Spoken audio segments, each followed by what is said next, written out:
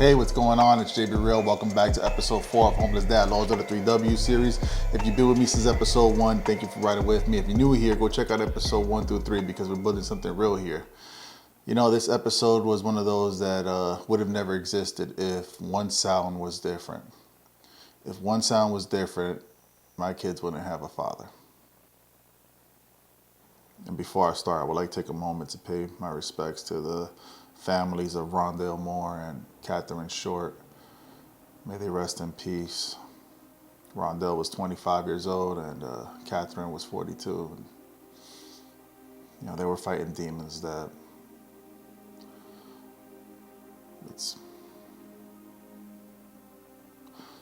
you know, sometimes we think that, you know, pulling the trigger, jumping off the ledge, you know, just ending it all, it's going to take away the pain, but it doesn't. You know, it's the pain gets transferred to your family, your loved ones, your kids, your mother, your father, the people that loved you. And we think it goes away, but it stays. It stays with the people that love you, and I know that firsthand. I live with that every day. You know. May their family find the peace that me and my family found after my brother Angel's death, and may God hold them. And may they rest in peace. In the last episode, we talked about becoming an anomaly, how I made the decision of enough is enough. Well, in this episode, we're going to take it back to the moment I decided to quit, the moment I decided I was ready to go. But, you know, life had other plans for me. You know, before I became a father, there was love. And I was 16 years old. I was sitting on those church steps, and she comes up to me with a purple dress. We talked for like 45 minutes. You know, this wasn't the first time I tried talking to her. The first time I tried talking to her, I was about 7 years old, and I went up to her. God, I was such a dork. I was like, "Can I talk to you?" And she just turned around and walked away. To be fair, we were about 7 years old, so she was probably just thinking about Barbies. But anyway, years have passed, and now, you know, I lived with my mom for about 7 years. No, about 5 years. Came back, and you know, I'm a whole different man. We're talking on those steps for about 45 minutes, and she had to leave, and I go and I ask her for a number, and yeah. Back then it was the number. Guys, I'm 40. Like, some kids watching this video like, number? Don't you mean her snap? Like, look, dude, I'm 40. When I was 16, it was about numbers, and yeah. So she gets up and she walks away. Doesn't say a word. She just walks away. I'm like, no way. Like, again? She did it again. And she walks by, and then she walks by, and then she comes back with a pen and paper and gives me her number. And she's like, "Hey, call me tonight. Sorry, I was looking for a pen." And that day I got 2 numbers that day. And I get home and I'm looking at both numbers and I go, the one I call is the one I'm gonna call every day. And sure enough, I grabbed one and the other one I threw it away, and it was her number, the one I called, and I called her every day, and I knew she was gonna be the mother of my kids. Like, you know, right? You know, it's one of those things, those feelings. You know. And I would admit, I take full responsibility for the person she became. You know, it was me. I was living a life that she never really experienced, right? And I was the guy in the streets, you know, drugs, gangs, and she was the good girl, and I introduced her to this life. I was the one who brought the chaos. I was the one who brought the storm. It was me. And I take full responsibility. As a man, we got to hold ourselves accountable, right? That's the way I teach my kids, and It's the way I teach the kids in the football team. We got to be men. We got to hold ourselves accountable for all of our mistakes. And yeah, man, young love. It's beautiful, right? It's like, it feels eternal. It feels like it's never going to end. It feels like this is story written, the script written for you. But sometimes life has a different script, and life doesn't follow the script you put in your head. On December 23rd, 2010, I got full custody of the boys. And I still remember the judge. She was a little snotty when she said that. I took offense to it. She was like, "Oh, good luck." I'm like, "Good luck, Mr. Robles, good luck." I'm like, "Good luck? I don't need luck. I need guidance. I need structure. I need stability. But luck, I don't know." I took offense to that. A few months before I got custody, I was in Alaska, and I got the call. I got the call. A call that no father or no parent would ever want to hear. Right? Their uncle, their mom's brother, their uncle has been trying to get a hold of me for a few weeks by now, and he finally gets a hold of me. He tells me, the kids are getting abused, they're getting neglected, they're going days without eating, and it's just. And I'm in Alaska. I'm so far away, and I wasn't there to protect them. None of that, and still remember those words. It's like, bro, it's bad. It's bad. You gotta come back now. You would think that I would come back, right? You would think I would get a flight right there and then and just head to New York and get the kids, but no, that's not what I did. Got me a case of beer. I got me enough cocaine that would numb up my face. Enough cocaine that would have blood coming out my nose every time I blew it. It just. My jaw locks just thinking about it. Ugh.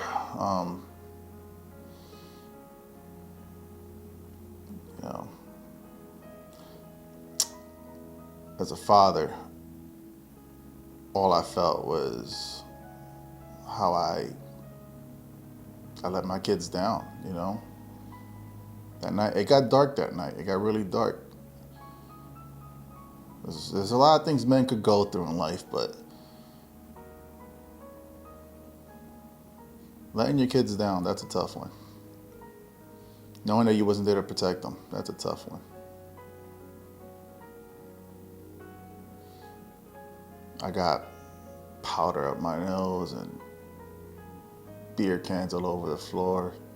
Free bird playing in the background. I wrote this a poem. It's called Six Eyes. And I was reading it over and over and over. And next thing you know, there's the tip of a cold barrel placed against my head.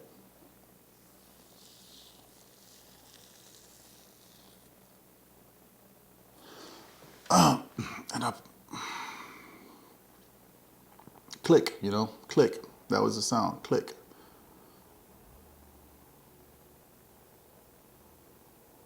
I pulled the trigger and click. It was the loudest click I've ever heard in my life, This is rough.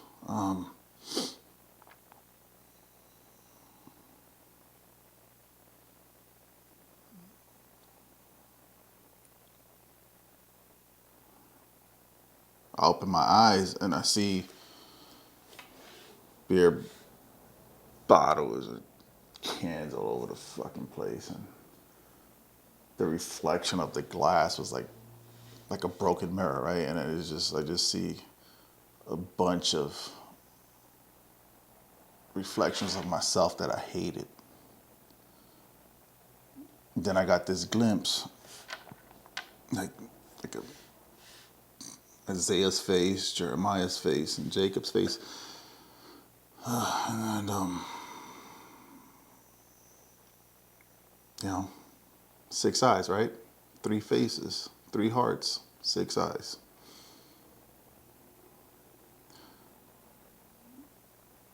Yeah, I didn't survive that day because I chose to live. I'm here because there was 6 eyes that were stronger than the bullet that was meant for me that day.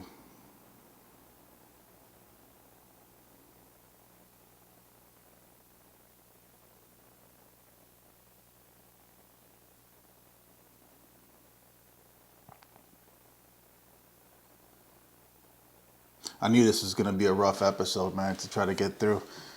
I already knew this one was gonna be rough.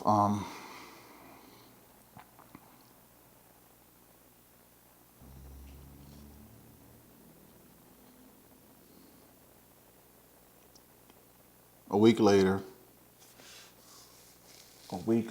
I went. Oh, fuck, man.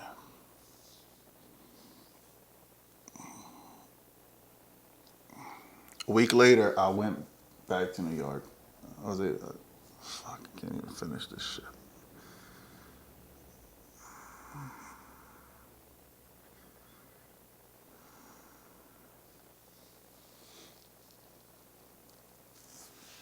A week later, I went back to New York, and it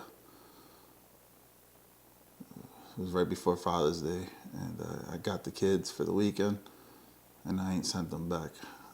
That Monday, I went to the courthouse. I put an order of protection, and I filed for custody and started the battle for custody. And December 23rd, 2010, I got full custody. Yeah.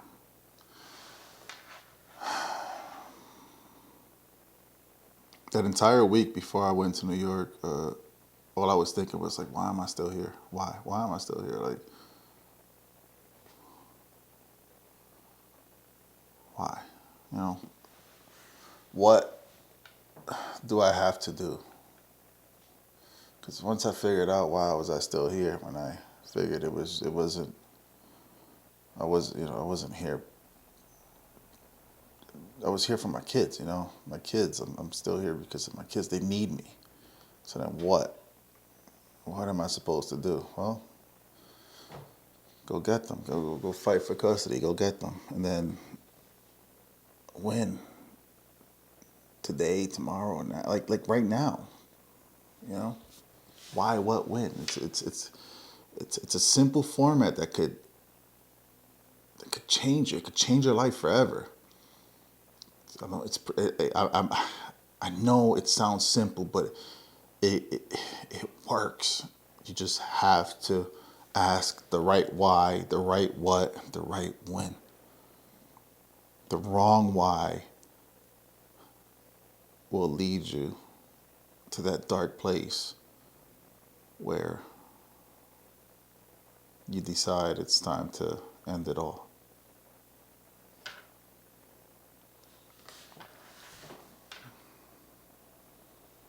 Yeah. If you're watching this and you had your 6 eyes moment, 2 eyes, 4 eyes, one eye, you had a moment where those little eyes were stronger than the darkness where you were at. Just comment 6 eyes. Sometimes the love of those beautiful eyes could save you. It could save someone else, I'm trying to open up conversation here. And if you have a still here story, then comment your still here story. There's probably somebody out there right now. It's not probably. I'm more than positive. There's somebody out there right now that is fighting that darkness. Maybe your story could help them, could save them. We need to talk. There's too many people dying in silence. There's too many dying in silence.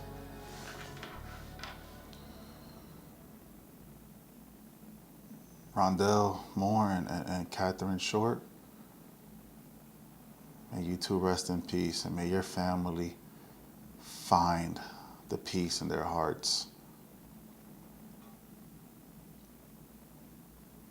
I know it's hard.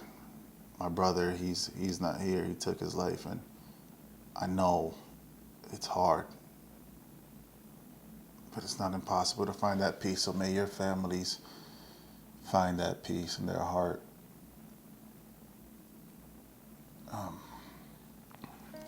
This episode was a hard one for me because it's not easy talking about this, right? And I also know that a lot of the young men that I coach, they follow me on social media, they watch my videos. A lot of my kids' friends follow me on social media and watch my videos. And I need to show them that it's okay to talk.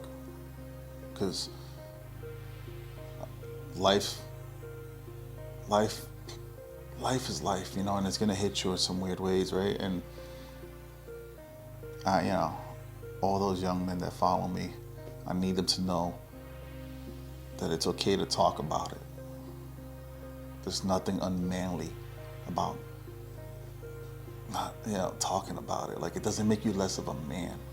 Go check out the book Homeless Dad. Those are the 3 W's. It's on Amazon right now. It's I get more descriptive about that night in that book. That night wasn't the first time I felt the cold tip of a barrel on my head, but it definitely was the last time. First time, I'll leave that for another episode. But go check out the book Homeless Dad. Those are the 3 W's. Men don't talk about the war inside their mind, and so I wrote mines. And if you guys need further coaching with the 3 W's on transforming your why, building your what, and mastering your when, then go check out JBReal Fusion Coaching at fusionhealthcanaan.com.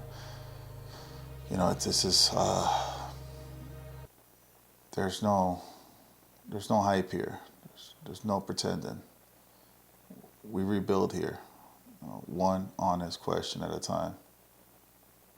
Pound it, deuces. I'm out.